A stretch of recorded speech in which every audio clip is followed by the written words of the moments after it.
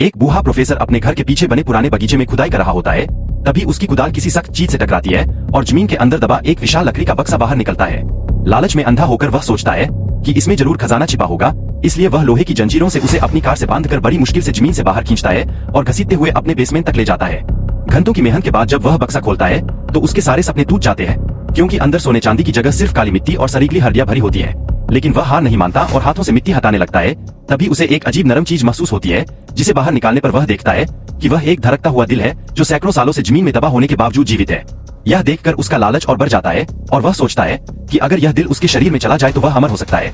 लेकिन अचानक वह दिल जोर जोर से धड़कने लगता है और इससे पहले कि वह कुछ समझ पाए, वह उसके मुंह में घुसकर सीधे उसके शरीर में समा जाता है, जिसके बाद उसके अंदर एक भयानक बदलाव शुरू हो जाता है। पहले तो उसे तेज भूख लगती है और वह सामान्य खाना छोड़कर कच्चा मांस खाने लगता है।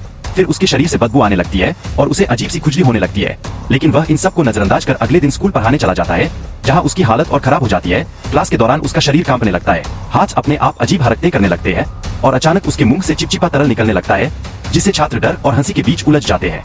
किसी तरह वह क्लास खत्म करता है और घर लौटता है, लेकिन वहाँ उसकी हालत और बेकाबू हो जाती है।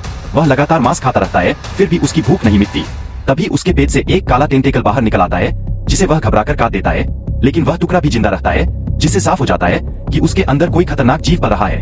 धीरे धीरे वह इंसान से राक्षस में बदलने लगता है और एक दिन वह अपने ही पालतू कुत्ते को मारकर खा जाता है, जिसके बाद उसकी इंसानियत पूरी तरह खत्म हो जाती है।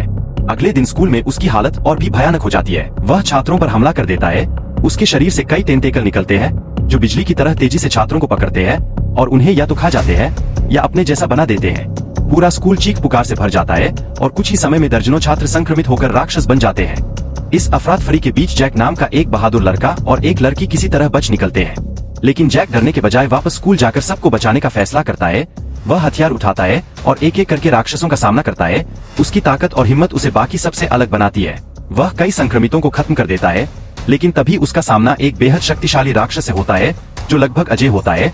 और लड़ाई के दौरान जैक खुद भी घायल हो जाता है और संक्रमण का शिकार होने लगता है। फिर भी वह हार नहीं मानता और आखिरी बार प्रोफेसर से भिड़ने के लिए क्लासरूम में पहुंचता है, जहां प्रोफेसर अब एक विशाल राक्षस बन चुका होता है जो अपने टेंटेकल से नए नए राक्षस पैदा कर रहा होता है। दोनों के बीच भयंकर लड़ाई होती है। प्रोफेसर अपने टेंटेकल से जैक को जकड़कर दीवारों से पटकता है, लेकिन जैक अपनी सूझबूझ से पास में रखे केमिकल का इस्तेमाल करता है और सही मौके पर उसे राक्षस के मुंह में डाल देता है, जिससे जोरदार धमाका होता है और वह राक्षस टुकड़ों में बिखर जाता है। लेकिन उसके मरने के बाद भी उसका दिल धड़कता रहता है, जिसे देखकर जैक के मन में भी लालच आ जाता है और वह उस दिल को निकाल लेता है। कुछ समय बाद वही दिल जैक के शरीर में समा जाता है और वह भी एक शक्तिशाली अमर योद्धा बन जाता है, जो अब इंसान नहीं रहा, लेकिन उसने ठान लिया है कि वह अपनी ताकत का इस्तेमाल बुराई को खत्म करने के लिए करेगा। और इस तरह एक खौफनाक कहानी का अंत एक और रहस्यमयी शुरुआत में बदल जाता है, जहां अब हर अंधेरे कोने में एक नया शिकारी जन्म ले चुका है।